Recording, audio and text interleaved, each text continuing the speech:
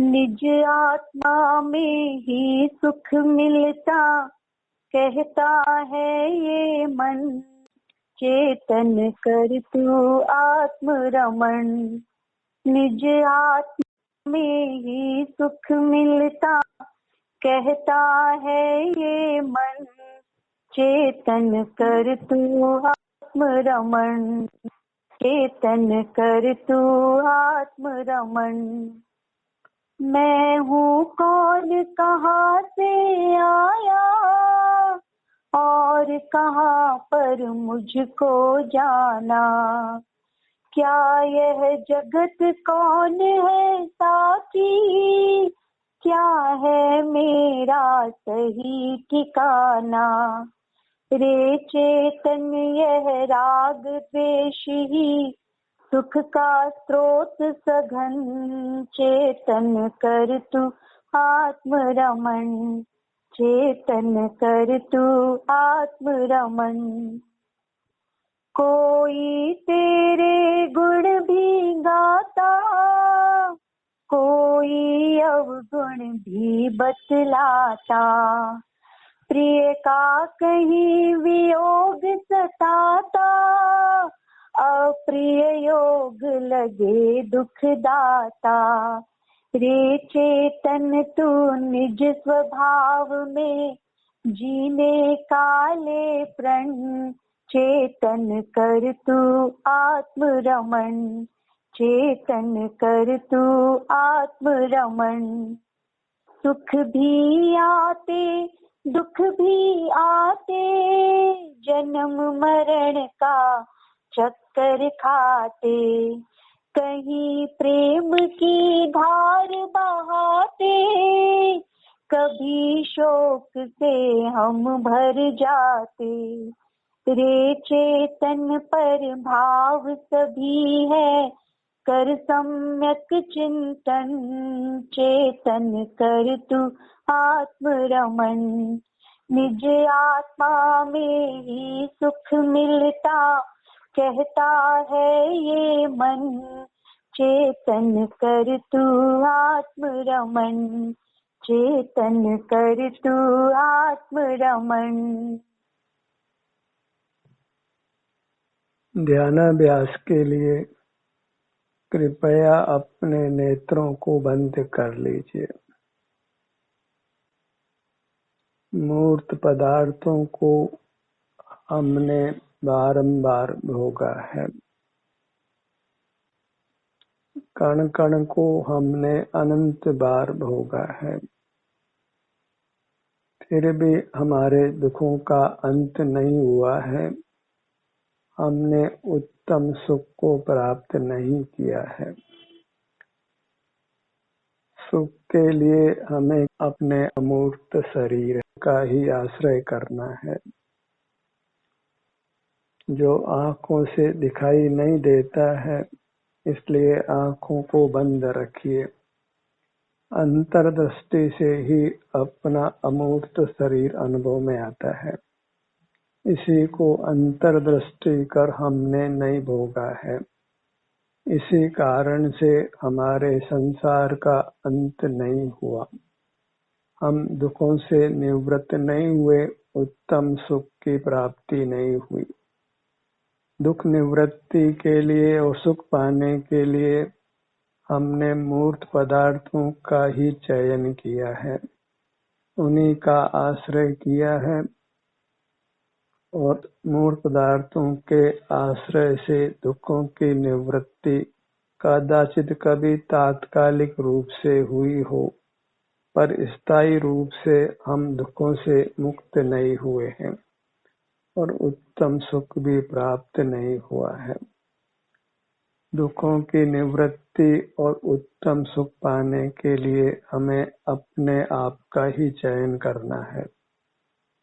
अपना अमूर्त शरीर, उसी का संवेदन करना है, तो निश्चित ही हम दुखों से मुक्त होंगे और उत्तम सुख को प्राप्त करेंगे।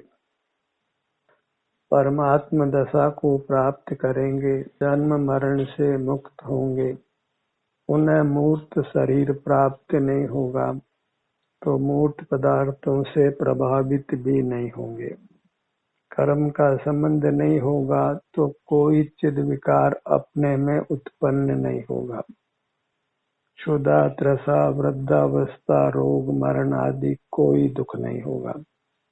ऐसे अपने अमूर्त शरीर को ही आजमाइए। इसी को लक्ष्य में लेकर इसकी जो भी वर्तमान अवस्था है उसका संवेदन कीजिए और इस विधि से हमने अपने परमात्मा रूप को प्रकट कर लेना है, उत्तम अविनाशी सुख को पा लेना है। इसके लिए कोई शब्दों का, अंकों का आश्रय भी नहीं करना है, न किसी अन्य की पूजा करना है, न अन्य का दर्शन करना है, न किसी शास्त्र स्वाध्याय की आवश्यकता है, न तीर्थ जाना है। केवल अपना अवलंबन करना है, अंतर्दृष्टि करके रह जाना है। क्योंकि हम सुख स्वभावी हैं, इसलिए अंतर्दृष्टि करने मात्र से सुख अनुभव में आता है और दुखों की निवृत्ति हो जाती है। इस मोक्ष मार्ग पर हमने अनादि से आरोहण नहीं किया है, इस मोक्ष पथ में अपने को स्थापित नहीं किया है। अब हमें अपने को मोक्ष पथ में स्थापित कर लेना है।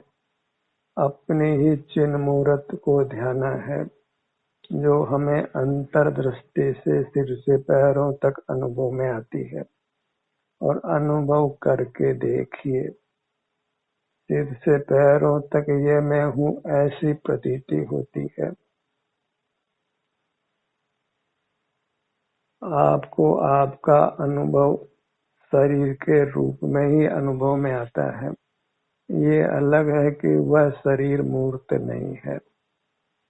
मुखमंडल के स्थान पर ही मुखमंडल अनुभव में आता है, हाथों के स्थान पर ही हाथ अनुभव में आते हैं, पाँव के स्थान पर ही पाँव अनुभव में आते हैं। इस प्रकार शरीर और अंगोपांग दो प्रकार के हैं, मूर्त और अमूर्त दोनों मिले हुए हैं। तो यहाँ केवल मूर्त शरीर ही नहीं है, अपना अमूर्त शरीर भी है जो अंतर्दृष्टि से अनुभव में आता है, भोगने में आता है और इसका भोग ही हमको परमात्मा पद देता है, अनंत आनंद अनंत काल के लिए देता है। दूध में अगर शहद को मिलाया जाए, धीरे धीरे वह शहद दूध में समा जाता है, किंचित भी अधिक स्थान नहीं ग्रहण करता है। एक गिलास दूध में एक गिलास शहद समा जाता है और एक बूंद भी बाहर नहीं आती है। जो आंखों से देखे तो वह दूध मालूम पड़ता है और जिह्वा से पूछे तो वह शहद मालूम पड़ता है, क्योंकि एक गिलास में दो गिलास माल है, एक गिलास दूध भी है और एक गिलास शहद भी है। आंखों से दूध ज्ञात होता है, जिह्वा से शहद ज्ञात होता है। ऐसे ही सिर से पैरों तक खुले नेत्रों से ये मूर्त अचेतन शरीर ज्ञात होता है, जो प्रकट ही हम नहीं है, क्योंकि वह हम लेकर नहीं आए थे और लेकर भी नहीं जाएंगे। पर यही अंतर्दृष्टि से सिर के स्थान पर सिर और पाँव के स्थान पर पाँव, ऐसे अपना अमूर्त शरीर संवेदन में आता है। तो अंतर्दृष्टि का विषय अपना अमूर्त शरीर है और इंद्रिय ज्ञान का विषय मूर्त शरीर है। मूर्त पदार्थों को तो हम इंद्रियों से भोगते हैं और अपने अमूर्त शरीर को केवल अंतर्दृष्टि करने मात्र से भोगते हैं। और अमूर्त शरीर सुख स्वभावी होने से अंतर्दृष्टि करने से हमको सुख का अनुभव होता है, हम शांति अनुभव करते हैं। उस शांति, उस सुख की ही हमको आवश्यकता है। बहिर्मुख रहने से हम अपने सुख स्वभावी अमूर्त शरीर से च्युत रहने से उत्तम सुख से वंचित रहते हैं। कदाचित कर्म का विपाक अधिक नहीं हो, स्वास्थ्य अच्छा हो, तो विषयों के लक्ष्य से विषय सुख अनुभव में आता है, और विषय सुख में भी हमारी स्थिरता नहीं होती। हम निरंतर विषयों को बदलते हैं, आकुल व्याकुल ही रहते हैं। तो विषय सुख पाना कोई समाधान नहीं है। हमें वास्तव में अपना सुख चाहिए। अपने शरीर में सुख की संवेदन रूप दशा चाहिए। वह सुख अतीन्द्रिय सुख है। उसके लिए किसी इंद्रियों की या इंद्रियों के विषयों की आवश्यकता नहीं होती। तो वह अतीन्द्रिय सुख ही उपादेय है। अपनी मूर्त इंद्रिय गम्य नहीं है और अपना सुख भी इंद्रिय गम्य नहीं है। वह सब अंतर्दृष्टि करने मात्र से अनुभव में आता है। तो मोक्ष मार्ग अंतर्दृष्टि करने रूप है, अपनी मूर्त को ही भोगने रूप है। जड़ पदार्थों को बहुत भोग लिया, और कितना भोगना है। असफल कब तक होते रहना है।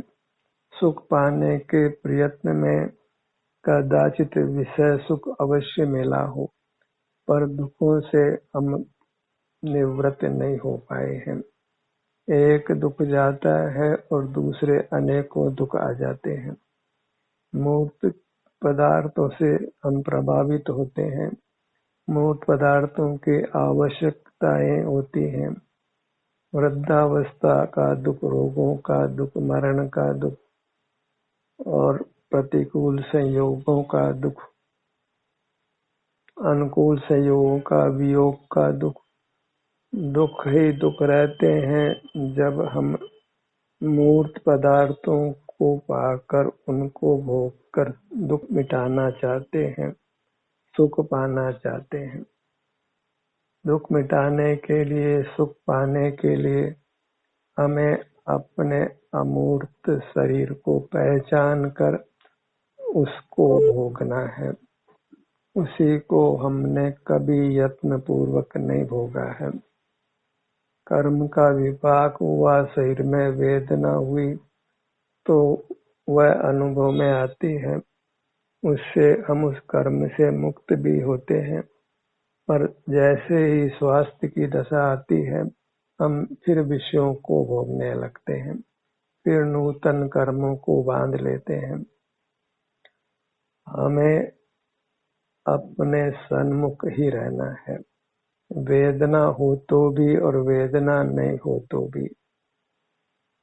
तो हम मूर्त पदार्थों के भोग से, जो विषय भोग है, उससे अपने को छुड़ा लेते हैं।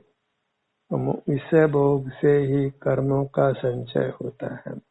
और जब विषय भोगना छोड़ देते हैं और जो अपनी अमूर्त काया है, जो अपना स्वरूप है, जो हम ही हैं, जब हम अपने को ही भोगते हैं तो अपने को मोक्ष पथ में स्थापित करते हैं। निश्चित ही फिर हम परमात्मा दशा को पालेंगे। मोक्ष मार्ग का इतना ही विधान है। इस मोक्ष पथ में हमको स्थापित हो जाना है। कम से कम इस बात की श्रद्धा तो करिए कि मूर्त पदार्थों के सेवन से सुख की प्राप्ति होना संभव नहीं है, क्योंकि वे अचेतन हैं और सुख स्वभावी नहीं है। अपनी मूर्त ही चेतन है और सुख स्वभावी है। इसीलिए इसके संवेदन से ही हम दुखों से निवृत्त होकर सुख पा सकते हैं। इस प्रकार अपना अमूर्त शरीर एक और दूसरी ओर अनंत मूर्त पदार्थ हैं। तो मूर्त पदार्थों को तो भोग चुके हैं, कुछ सुख की प्राप्ति नहीं हुई है। अब अपने अमूर्त शरीर को भोगना प्रारंभ कीजिए। और धर्म के नाम पर जो हम परमात्मा की ही आराधना करते हैं, उससे कुछ भी सुख की प्राप्ति होना संभव नहीं है।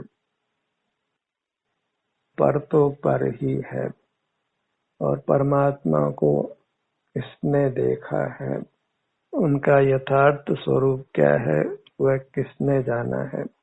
बाबा वाक्य प्रमाण मानकर ही हम भेड़ चाल की तरह चल रहे हैं। परमात्मा के रूप में अपने अमूर्त शरीर को स्वीकार करो।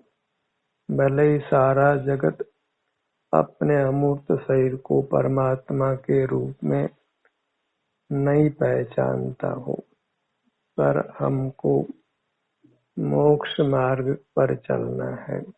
भले ही सारा जगत नहीं चलता हो, जगत में मोक्ष मार्ग अति अल्प ही होते हैं। जैसे जगत में हीरा सोना आदि की खाने अल्प होती हैं, बहुमूल्य पदार्थ अपना अमूर्त शरीर है, और अन्य पदार्थ वास्तव में सुख के लिए मूल्यहीन है, क्योंकि वे सुख स्वभावी नहीं है। अन्य जीव सुख स्वभावी होने पर भी वे अमूर्त होने से और स्वसंवेद्य होने से उन्हीं के अनुभव में आते हैं, हमारे ज्ञान के विषय नहीं बनते। उनका सुख दुख हमारे संवेदन में नहीं आता है। तो अन्य जीव भी हमारे प्रयोजन के नहीं है, और परमात्मा की गिनती भी अन्य जीवों में है, इसलिए उनसे कुछ भी प्रयोजन की सिद्धि नहीं है। प्रयोजन की सिद्धि अपने अमूर्त शरीर से है, वह अपनी अस्थि है, उसका संवेदन करना ही आस्तिक होना है। लोक में भले ही परमात्मा की आराधना करने वालों को आस्तिक माना जाता हो, पर वास्तव में वे अपने अस्तित्व की भक्ति नहीं करने से पूरी तरह नास्तिक हैं। अपने अस्थि को पहचानिए जो अंतर्दृष्टि से ग्राह्य है। अपने ध्यान को अपने सिर से पैरों तक इतने से सीमित क्षेत्र पर विस्तारित करिए जो संभव भी है। बाहर तो अनंत पदार्थ हैं, क्षेत्र भी अनंत है, भूतकाल और भविष्यकाल भी अनंत है। उन सब को जानना संभव नहीं है, और जान भी लिया जाए तो कुछ सुख की सिद्धि पर पदार्थों से नहीं है। सुख की सिद्धि स्वावलंबन से है। पराधीन सपने सुख नहीं, और स्वाधीन सपने दुख नहीं।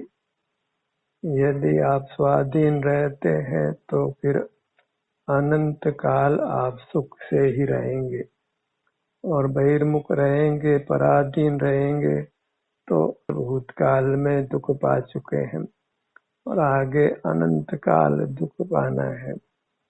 बाहर के पदार्थों में ही दुख निवृत्ति के साधन ढूंढना बंद कीजिए, सुख पाने के साधन ढूंढना बंद कीजिए, और अपनी मूर्त को ही दुख निवृत्ति और सुख पाने का साधन मानिए।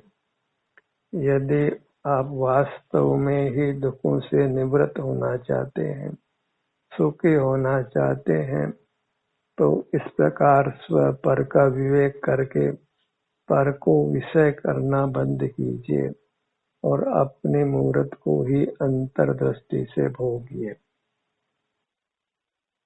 अपने ध्यान को अपने सिर से पैरों तक ही बारंबार लाने का प्रयत्न करिए।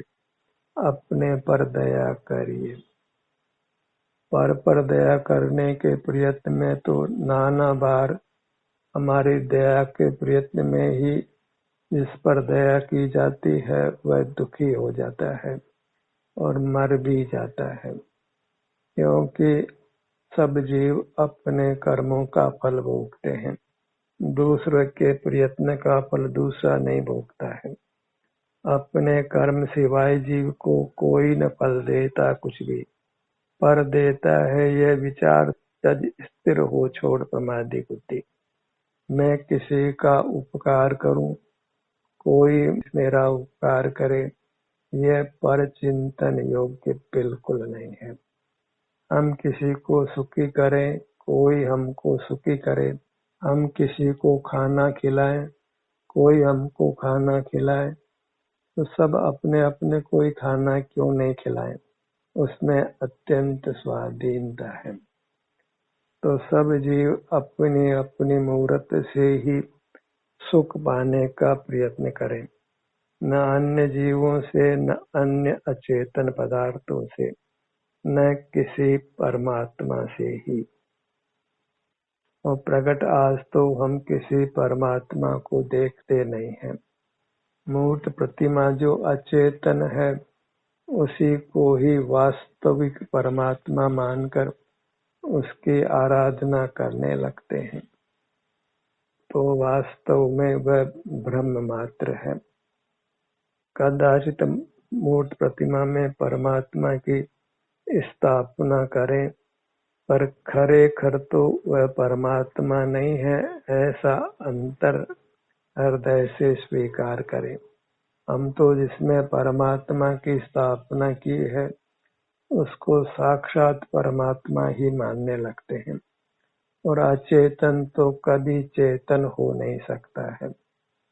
अचेतन अचेतन ही रहेगा, और संसार की यात्रा तो मूर्त पदार्थों का आश्रय करने से ही होती है। यदि जगत में मूर्त पदार्थ नहीं होता तो हम उनका आश्रय भी नहीं करते, मूर्त से बनते भी नहीं, सदा परमात्मा रूप ही रहते। तो संसार का निमित्त मूर्त पदार्थ है, उनको देखना जानना है। और यदि उनको देखा नहीं जाना जाए, अर्थात उनको नहीं भोगा जाए, तो भोगने के लिए अपनी अमूर्त काया ही रहती है। स्वतः ही हमको अपनी अमूर्त काया का ही भोग होता है, और वह आनंद मूर्ति है, इसलिए उसके भोग से हम आनंद को पा लेते हैं, दुखों से निवृत्त हो जाते हैं। तो अपने धारणा में तो ये बात स्थापित करिए कि सुख का स्रोत अपना अमूर्त शरीर है, जिसका विस्तार मूर्त शरीर के बराबर है। यही हमें शारीरिक सुख दुख का संवेदन होता है, जो अपने अमूर्त शरीर में ही होता है। उस शारीरिक सुख दुख के संवेदन से ही हमको अपने अमूर्त शरीर की प्रतीति होती है, उसका अनुभव किया ऐसा कहा जाता है। तो अपने स्वास्थ्य की स्थिति जो सुख दुख रूप अनुभव में आती है, आराम वेदना रूप से अनुभव में आती है, उसी के अनुभव संवेदन के द्वारा हम अपने अमूर्त शरीर को भोगते हैं, जिसको हमने पूर्व में नहीं भोगा है, उसी को भोगना है। ये परिवर्तन हमको करना है। बिना परिवर्तन के हम संसार मार्ग को छोड़कर मोक्ष मार्ग में नहीं आ सकते। बदलना तो होगा ही, क्योंकि जिस मार्ग पर हम चलते आए हैं उससे तो हमको मोक्ष नहीं हुआ है, तो कुछ दूसरा ही रास्ता ढूंढना है, और वह दूसरा रास्ता भीतर की ओर जाता है। बाहर तो हम रहते ही आए हैं, अब अंतर्दृष्टि कर हम अपने भीतर आते हैं। अंतर्दृष्टि करना मात्र ही भीतर आना है। तो हमको अपना ध्यान अपने सिर से पैरों तक इतने ही क्षेत्र के भीतर रखना है। फिर ध्यान भले इसके किसी भाग पर रहे, किसी भाग पर अल्प समय के लिए रहे, किसी भाग पर अधिक समय के लिए रहे, अंतर में आप तीव्र गति से विचरण करें कि मंद गति से विचरण करें, आपको भोगना अपने अमूर्त शरीर को है। बहिर्मुख रहकर मूर्त पदार्थों को नहीं भोगना है। किसी पर का स्मरण नहीं करना है, किसी पर को देखना जानना नहीं है। इस मूर्त काया के साय से जो भी कुछ हम कर पाते हैं उसको बुरा जानना है। इंद्रिय ज्ञान तो बुरा है ही, पर वचन चेष्टा काय चेष्टा ये भी बुरी है, ये भी अच्छा नहीं है। हमें अकंप रहना है, मौन रहना है, इंद्रिय द्वारों को बंद रखना है, अंतर्दृष्टि कर अपनी मूर्त जो सिर से पैरों तक है इसी विस्तार में हमको विचरण करना है। यहाँ जो भी शारीरिक सुख दुख अनुभव में आता है उस अनुभव को ही मोक्ष मार्ग के रूप में स्वीकार करना है। वही अपना भोग है, अपने आत्मा का अनुभव है। सिर से पैरों तक ये अपनी अमूर्त काया है, जो परमात्मा रूप है, आनंद घन है, और इससे कितना भी आनंद ले, आनंद गुण उतना का उतना ही रहता है। आनंद आनंद अनुभव में आता है और आनंद गुण अक्षय रहता है, अविनाशी रहता है, क्योंकि गुण का कभी भी नाश नहीं होता है। हम ऐसे सुख गुण के धारक हैं जो अविनाशी है, क्योंकि वह हमारा स्वरूप है, वह हमारा अस्तित्व है, उसी से हमारी अभिव्यक्ति होती है। अपने शरीर में जो सुख दुख का संवेदन होता है उसी से ही यह मैं हूँ ऐसी प्रतीति होती है। अपने को भोगना है। मूर्त पदार्थों को बहुत भोग लिया, उनके भोग से अपने को निवृत्त करना है। ध्यान का ये सत्र यही समाप्त होता है।